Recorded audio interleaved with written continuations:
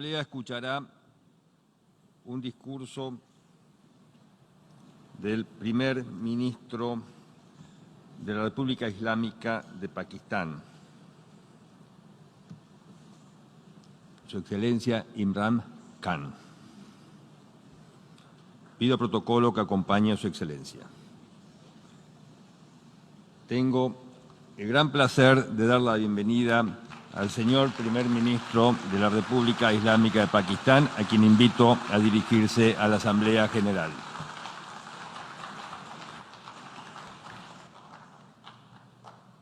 Bismillah ar-Rahman ar-Rahim. Iyyaka na'budu wa iyyaka nasta'in. Mr. President, Honorable Secretary General, Excellencies, ladies and gentlemen, I feel honored today to represent my country at this forum of world leaders, where we have a chance to discuss problems that the world is facing. I want to talk about a lot of problems, but just 4 today. And I especially came to this forum despite a difficult time in my country, facing challenges.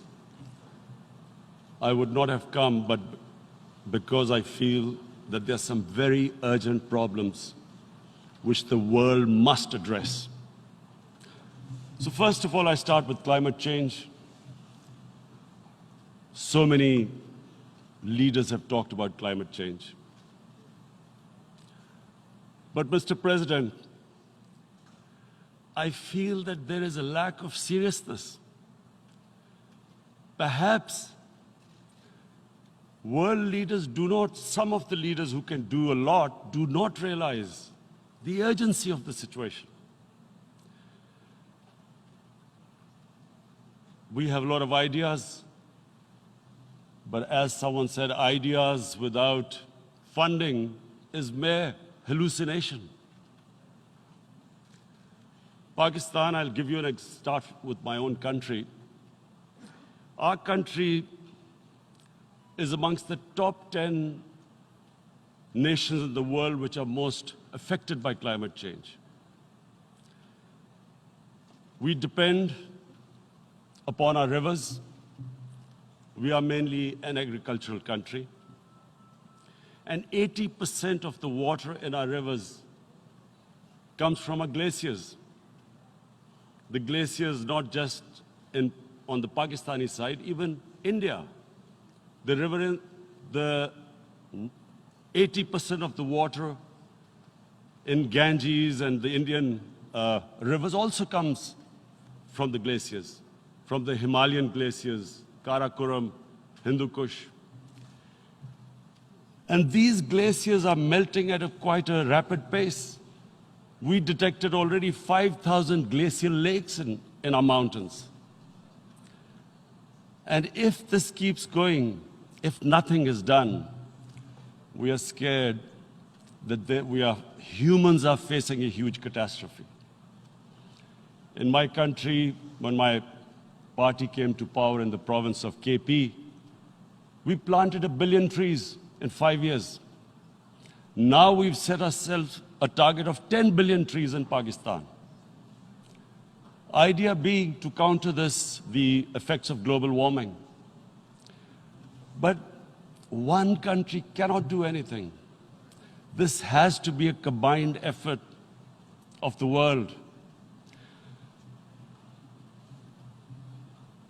My optimism comes from the fact that humans, the Almighty has endowed humans with great powers.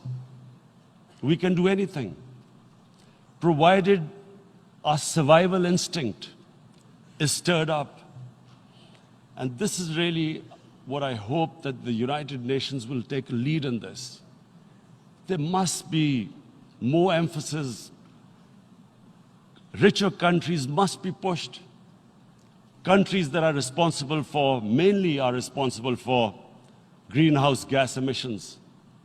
They must be pushed because our country contributes minuscule amount to greenhouse gases. So I feel that the United Nations must take leadership in this. My second issue for me right now is even more critical. Mr. President, every year, billions of dollars leave the poorer countries and go towards rich countries. Billions of dollars siphoned off by the ruling elites of the developing world. And they find their way into Western bank accounts, offshore accounts, tax havens, expensive properties hidden behind companies bought in Western capitals. Mr. President, this is devastating the developing world. This is causing more poverty, debts. It's impoverishing the developing world. The difference between rich and poor countries is growing because of this. Money laundering, which happens because money leaves the poorer countries into rich countries, is not treated the same as, for instance, money from drugs or terror financing. The seriousness which terror financing and money from drugs, the way it is treated, it's not the same. The way the poor countries are being plundered by their elites. It's not happening. In my country, when I took charge of our government a year back, in the 10 years preceding that, our total debt went up 4 times. The debt we had accumulated in 60 years, just in 10 years, it went up 4 times. As a result, the total revenue we collected in 1 year, half of it went into debt servicing. How are we going to spend money on our human beings, 220 million people, when half the money is going into debt servicing? Because our country was plundered by the elites, the ruling elite. And easily they could get the money out. And when, Mr. President, we located properties in Western capitals bought by this money through corruption and money laundering, located the properties of these corrupt leaders, we find it so difficult to retrieve it. That money, if we retrieved that money, we could spend on our human beings. But it's so difficult. The laws protecting these criminals. We do not have the sort of money to have expensive lawyers and spend millions and millions of dollars. We need help from the rich countries. And Mr. President, it's critical. The rich countries must show political will. They cannot allow this to happen. How can the poor countries spend money on human development, which the United Nations asks, SDG? How are we going to do it when this money can easily leave our countries? So, unless the rich countries intend to build walls to stop economic refugees coming as we see right now, they must take action. They must take action now. It must be a deterrent. Corrupt ruling elites should not be able to take money out easily and park it into foreign bank accounts and into these properties abroad. And I never understand why. Why do we have these tax havens? Why is this allowed? Why shouldn't rich people pay taxes? Why is it legal to have these tax havens where you have these secret accounts? Because, the world is changing. The population of the world is growing. Sooner or later, you're going to have a crisis if the poor get poorer and the rich get richer. There is going to be a crisis sooner or later. So this is my second point. I hope that the United Nations takes a lead in this. It involves the IMF, the World Bank, Asian Development Bank. They must find a way of stopping this plunder of the developing world. My third point is Islamophobia. There are 1.3 billion Muslims in this world. There are millions of Muslims living in other countries, European countries, in the US, as minorities. Islamophobia, since 9/11, has grown at a pace where it is alarming. Human communities live together. There should be understanding amongst them. But Islamophobia is creating a division. Muslim women wearing hijab, it's become an issue. It's become an issue in some countries. Hijab is some sort of a weapon. A woman can take off her clothes in countries, but she can't put on more clothes. How is this happening? Because of Islamophobia. And how did this Islamophobia start? After 9/11. And why did it start? Because certain Western leaders equated terrorism with Islam. Islamic terrorism. Radical Islam. What is radical Islam? There is only one Islam, and that is the Islam we follow of Prophet Muhammad sallallahu alaihi wasallam. There is no other Islam. Radical Islam, Islamic terrorism, what message did they send to people in the West? And why is there Islamophobia? How is a person in New York, in the Midwest, in the US, in European capital, how is he going to distinguish between who is a moderate Muslim and who's a radical Muslim? Because terrorism has nothing to do with any religion. This Islamic terrorism, Islamic radicalism, and sadly used by leaders, this has been the main reason for this Islamophobia. And it has caused pain amongst Muslims. We in Muslim countries watch this Islamophobia traveling abroad, and it's getting worse. And may I just say, Mr. President, that in European countries, it is marginalizing Muslim communities. And we all know that marginalization leads to radicalization. Some of the people who ended up as militants in Syria and other places were from marginalized Muslim communities. And my point here is that we must address this issue. I'm sad to say that we Muslim leaders have not addressed this issue either. After 9/11, when this thing came about war against radical Islam, rather than Muslim leaders trying to explain to the West that there is no such thing as radical Islam, in all human communities, they are radicals. They're liberals and rest are moderate. All human communities, Christians, Jews, everyone has it. But Islam is not radical, neither Judaism, neither Christianity, neither Hinduism. No religion preaches radicalism. The basis of all religion is compassion and justice, which differentiates us from the animal kingdom. But unfortunately, the Muslim leadership was so scared of being called radical Islam that all of them became moderates.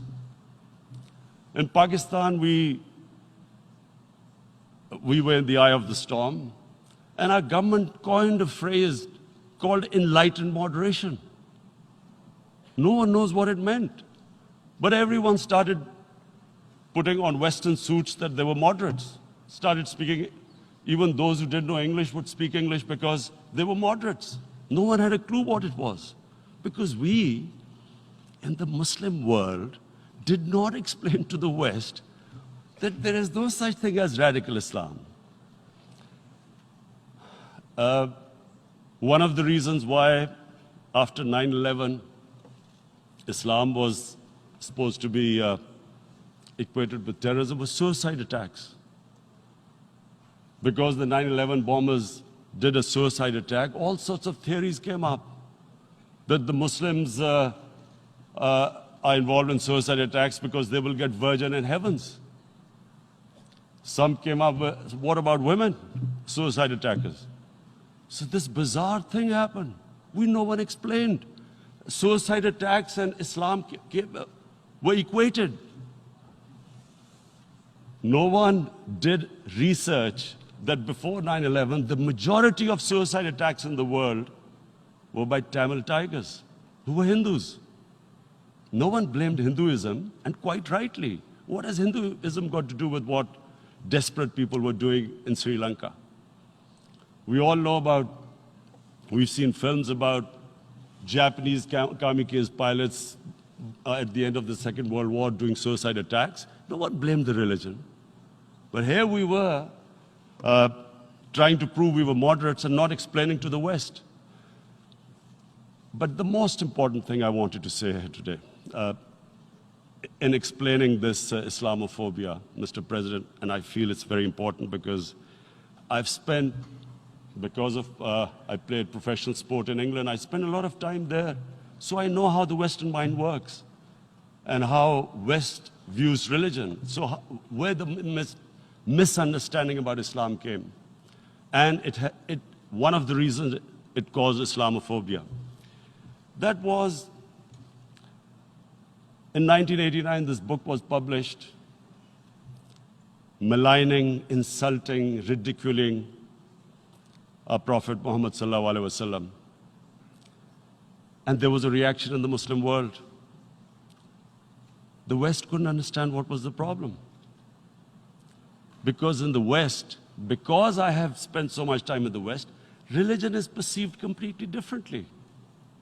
They don't look upon religion like we do. And so, Islam was supposed to be an intolerant religion. It was against freedom of expression. And Islam took a real beating 30 years ago. I still remember it became a watershed. And every 2 or 3 years, someone would malign our Prophet, peace be upon him. There would be a reaction by the Muslims. And again, it was Islam, an intolerant religion. Again, this time, I blame a certain section of the people in the West who deliberately provoked this, knowing the impact it would have. But the majority of the people in the West didn't understand. This is where, again, Muslim leadership let the Muslims down. We should have explained to them what our Prophet, peace be upon him, means to us. So in 1 minute, I'll try and explain what he means to us. Our Prophet was the witness to the divine book, the Holy Quran. The Holy Quran is the book of guidance for Muslims, and the Prophet's life was living the Quran. He was an example of what the Quran guided us to be. So he is the ideal we all try to get to. The Prophet created the state of Medina, the first state in Islam. That state was the basis of a Muslim civilization which became the predominant civilization for the next 700 years. And what was that state? I hear such strange things about Islam, that it is against women, it's against minorities. The first state of Islam in Medina, it was the first time a welfare state was set up. The state took responsibility of the weak, widows, orphans, poor people, handicapped. It taxed the rich, spent the money on the poor. The state announced that all human beings are children of Adam, hence equal, whatever the color of their skin. The state announced, the Prophet announced that, and slavery, the whole system depended on slavery as it did for many years in the Western societies. The Prophet said that one of the greatest deeds is to free a slave. But because the society depended on slavery, he said, but if you have to treat them as an equal member of the family. And as a result, something happened in a Muslim world which hasn't happened in any other civilization. Slave dynasties appeared. Slaves became kings. The Mamluks, slaves who ruled Egypt. In India, there were slave dynasties. And then, with minorities, again, you hear that Islam is supposed to be against minorities. Let me just make this clear. In Islam, the Prophet announced that everyone was free to practice his religion. It was a sacred duty to protect the places of worship of all religions. He announced that every person is equal in front of law, whatever his religion or his color. And this incredible case, and I always quote this, that the fourth Khalifa, the head of state of Medina, he lost a court case against a Jewish citizen. So, number one, it showed there was a rule of law, no one was above law. And number two, that a Jewish citizen was an equal citizen. So, Mr. President, when a Muslim society is unjust to its minorities, it is going against the religion of Islam and our Prophet, peace be upon him. So, it is important to understand this. The Prophet lives in our hearts. When he's ridiculed, when he's insulted, it hurts. As we human beings understand one thing, the pain of the heart is far, far, far more hurtful than physical pain. And that's why the Muslims react. And I always thought that if I ever had the stage, I would try and explain this to the world community, especially to the Western community, because having lived in the Western community, people didn't understand this. When I first went as a teenager to England, there was a comedy film on Jesus Christ. It's unthinkable in Muslim societies. So we need to explain that, look, in a human community, we must be sensitive to what causes pain to other human beings. We have, in the Western society, and quite rightly, the Holocaust is treated with sensitivity because it gives the Jewish community pain. That's all we ask. That do not use freedom of speech to cause us pain by insulting our Holy Prophet. That's all we want. And now, the number fourth point, Mr. President, and this is the most critical point, is the reason why I especially came here. It is about what is happening in Kashmir. Before I go on this, I want to make one thing clear, that when we came to power, my first priority was that Pakistan would be a country which will try its best to bring peace. We had been through this war on terror. We joined the United States war on terror after 2001. And Pakistan went through one of its worst periods where 70,000 Pakistanis died and over 150 billion was lost to our economy. And Mr. President, I opposed the war because in the 80s, Pakistan had joined the Western countries in what was the freedom struggle then in Afghanistan against the Soviets. And it was funded by the Western countries. These Mujahideen groups, which were treated in guerrilla warfare, were trained by Pakistan Army, funded by the Western countries, and especially US, and they waged what was a freedom struggle in Afghanistan. The Soviets called them terrorists. We called them freedom fighters. 1989, the Soviets retreated. The Americans packed up and left. Pakistan was left with these groups. Come 9/11, Pakistan joined the United States in this war on terror.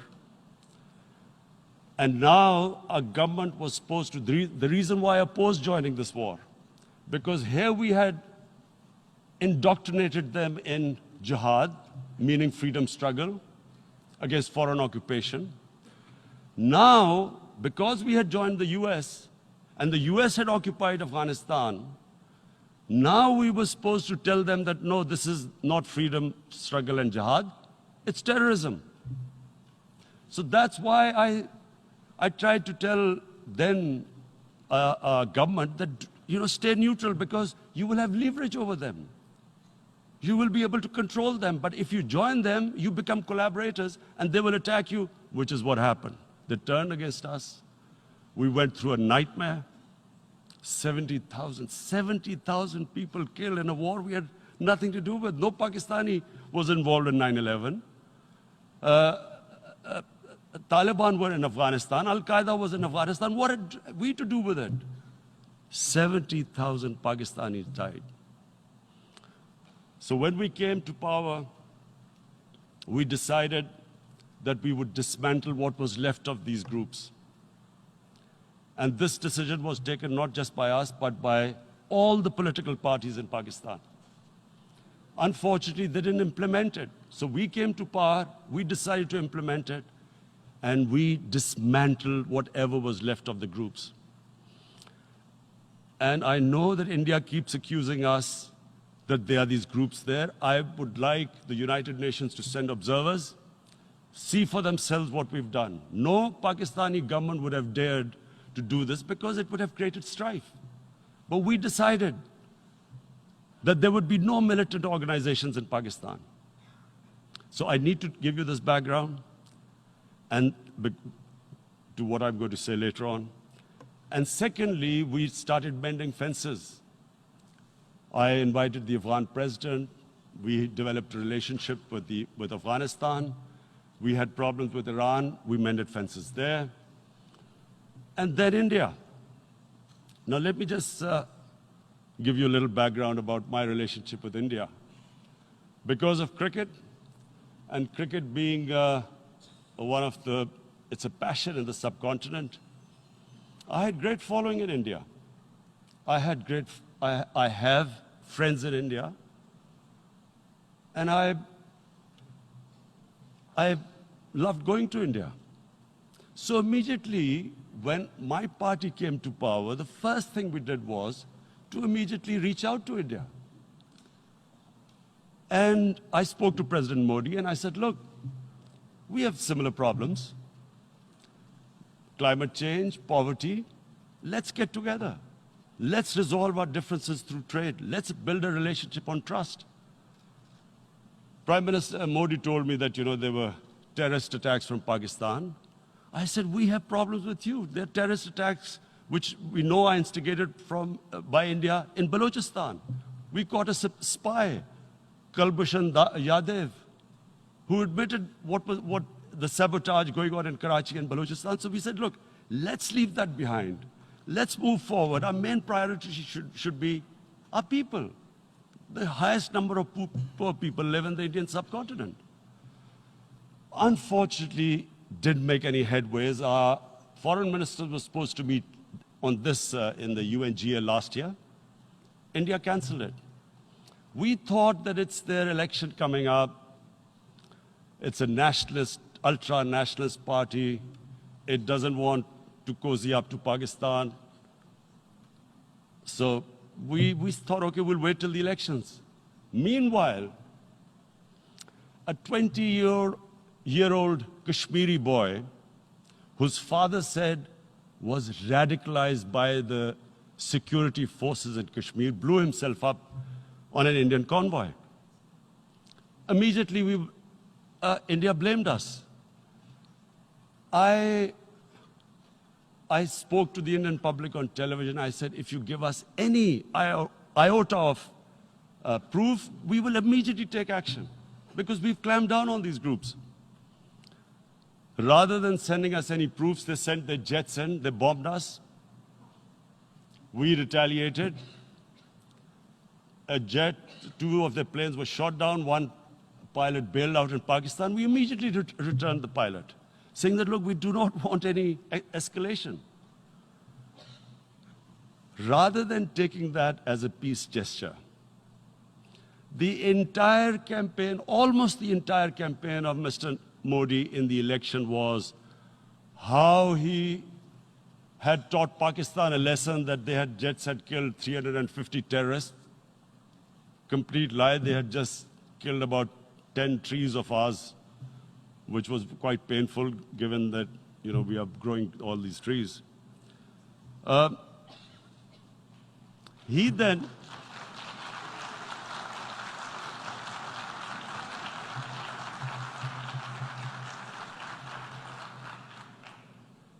the election campaign, Mr. Modi used words like, this is just a trailer, the movie is about to start. I went into Pakistan and taught them a lesson. This was the election campaign. Okay, so we thought, us politicians make all these statements to win elections. So, okay, after elections, we'll get back to our normal relationship. Well, the moment the elections ended, we approached India, no response, but then we discovered they were trying to push us in the FATF blacklist to bankrupt us. That's when we realized there was an agenda. And that agenda became obvious on the 5th August when India went against 11 United Nations Security Council resolutions, which say that Kashmir is a disputed territory and the people of Kashmir have the right of self-determination. They went against that.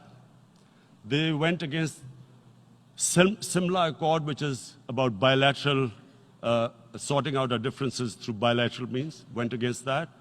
They actually went against the Indian Constitution. Illegally, they revoked Article 370, which gave Kashmir the special status. They got an extra 180,000 troops there. Total number of security forces in Kashmir now are 900,000.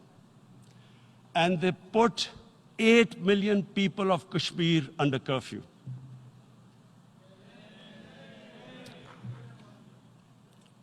Mr. President, now I just briefly want to make the people understand, how can anyone do something like this? And for that, I have to explain to you what is RSS. RSS, Mr. Narendra Modi is a life member of RSS. RSS was an organization that was inspired by Adolf Hitler and Mussolini, came about in 1925. They believed in racial purity, racial superiority. They also believed they were an Aryan race like the Nazi believed they were an Aryan race. All that I'm saying can be verified. This is the time of information revolution. You can Google all this, what I'm saying. But it is very important for me to explain this to you so you know what is happening in India. This RSS believed in the ethnic cleansing of Muslims from India. At one point, there was racial superiority of the Hindu race. Secondly, it was hatred for the Muslims and for the Christians, because they believed that this golden age of Hindu civilization was stopped because of Muslim rule centuries back and then the British rule of India. So it was racial superiority and hatred for Muslims and Christians. This is openly stated. You look at the founding fathers of RSS, Golwalkar and Savarkar. Just Google them and you'll find out. And this ideology of hate is what murdered the great Mahatma Gandhi in 1948. It was this ideology of hate that made Narendra Modi in 2002 do a pogrom against Muslims in Gujarat when he was the chief minister. He allowed 3 days for these RSS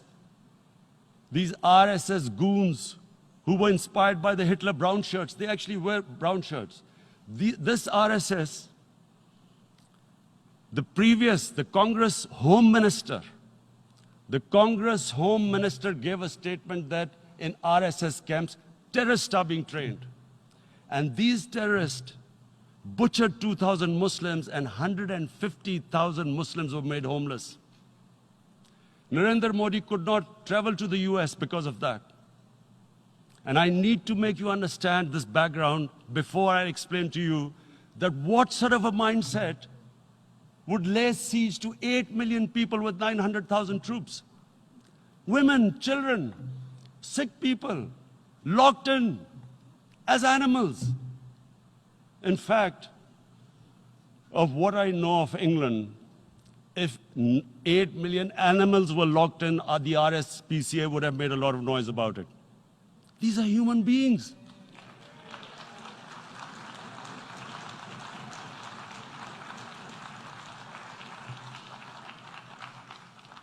And Mr. President, what comes with racial superiority, these illusions of Aryan superior race, is arrogance. The two go together. And it's arrogance that makes people make mistakes and do stupid things. Cruel things like what Narendra Modi has done. It's sheer arrogance. And it's arrogance that has blinded him from the fact that what is going to happen when the curfew is lifted? Has he thought about it? This hasn't been thought through. What is he going to do when he lifts the curfew? Does he think that people of Kashmir will quietly accept the status quo because India has changed the constitution and taken away the special status? They'll accept that? Mr. President, 100,000 Kashmiris have died in the past 30 years because they were denied the right given by the United Nations, the right for self-determination. 100,000 have died and 11,000 women have been raped. There are 2 United Nations human rights reports on this. The world hasn't done anything because India is a huge market, 1.2 billion people. Sadly, the material prevails over the human. But this has serious consequences. Again, I repeat, that's why I'm here.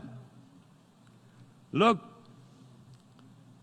what is going to happen when the curfew is lifted will be a bloodbath. The people will come out. There are 900,000 troops there. They haven't come to, as Narendra Modi says, he's done this for prosperity of Kashmir. This is supposed to be for the development.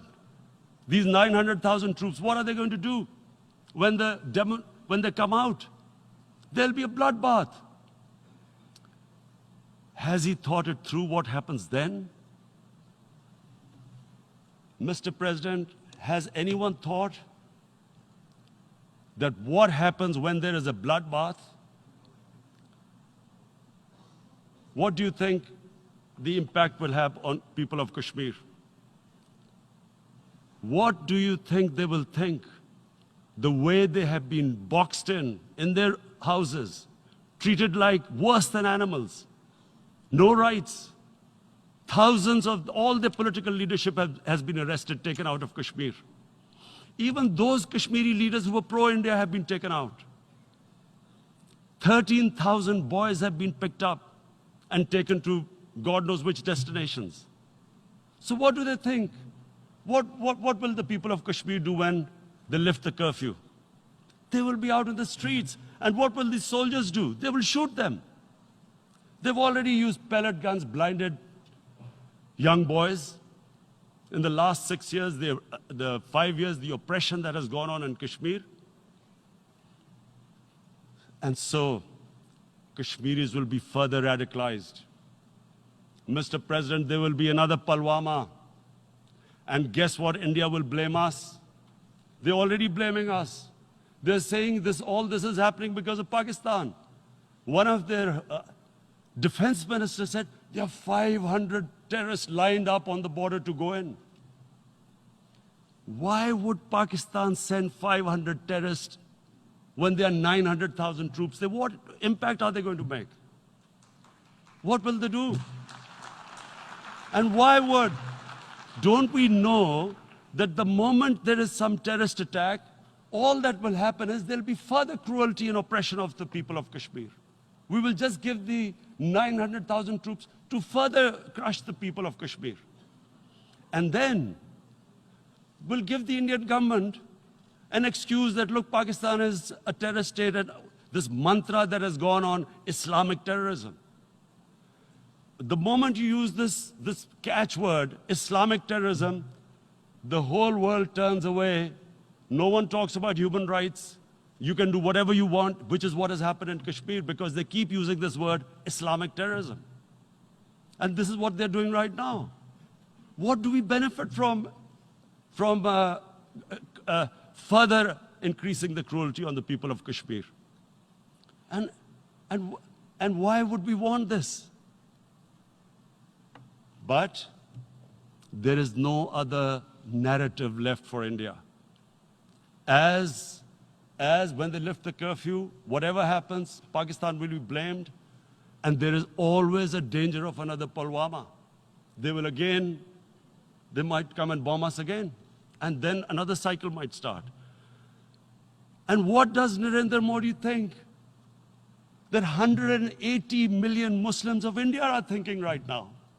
Aren't they watching these Kashmiris stuck inside for 55 days they've been stuck in? Aren't they watching? What do you think? Don't you think that the Muslims will be radicalized in India? And I'm talking about 180 million people. And when they get radicalized, there will be some incident in India somewhere down the line. Again, we will be blamed. And I'm warning you right now, again, we will be blamed. And Mr. President, what about 1.3 billion Muslims who are watching this? And they know that it is only happening in Kashmir because they're Kashmiri Muslims. This is not happening to Kashmiri Hindus. They know that this is happening because of their religion. So what do you think they will be thinking? What do you think the Jewish community would think if they were, forget 8,000 Jews stuck like this? What do you think Europeans would think? What do we think? I mean, any human community, if their members are stuck like that, what do you think they will think? Are we a children of a lesser God? Is it not going to cause us pain? And then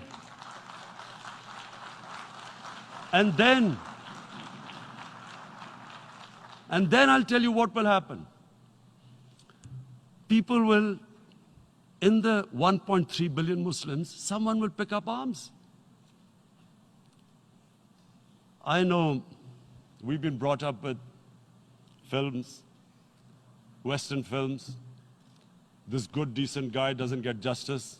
he decides to pick up a gun and start seeking justice. There was a film made in New York, famous film called Death Wish. This guy gets mugged by and his family, his wife gets killed or something. He can't get justice. He picks up a gun and he goes around shooting muggers. And the whole cinema cheers him on. So what do you think the Muslims are thinking right now? If there is a bloodbath, there will be Muslims becoming radicals, not because of Islam, but because of what they will see, that there's no justice when it comes to Muslims. There were Rohingya Muslims, Myanmar, who are, God knows, almost 1 million people out, ethnic cleansing. What was the response of the world community? So what do you think will be the response of 1.3 billion Muslims? I picture myself. I'm in Kashmir. I've been locked up for 55 days. I have heard about, and there are rapes, Indian Army going into homes, soldiers. Would I want to live this humiliation? Would I want to live like that? I would pick up a gun. You're forcing people. You are forcing people into radicalization. When people lose the will to live, what is there to live for? And this is what, if you can do this to human beings, you are actually radicalizing people. And so, Mr. President, I want to repeat here, this is one of the most critical times. There will be a reaction to this. Pakistan will be blamed. 2 nuclear-armed countries will come face to face like we came in February. And before we head in that direction, the United Nations has a responsibility. This is why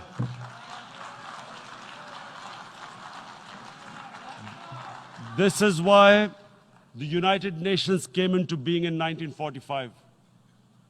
You were supposed to stop this happening. I feel we are back to 1939, Munich. Czechoslovakia has been taken, annexed. What is the world community going to do? Is it going to appease a market of 1.2 billion, or is it going to stand up for justice and humanity?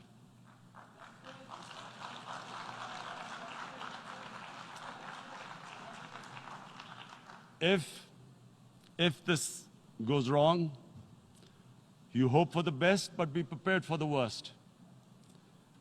If a conventional war starts between the 2 countries, Mr. President, if a conventional war starts, and anything could happen, but supposing a country 7 times smaller than its neighbor is faced with the choice, either you surrender or you fight for your freedom till death, what will we do? I ask myself this question. And my belief is, La ilaha illallah, there is no God but one. And we will fight. And when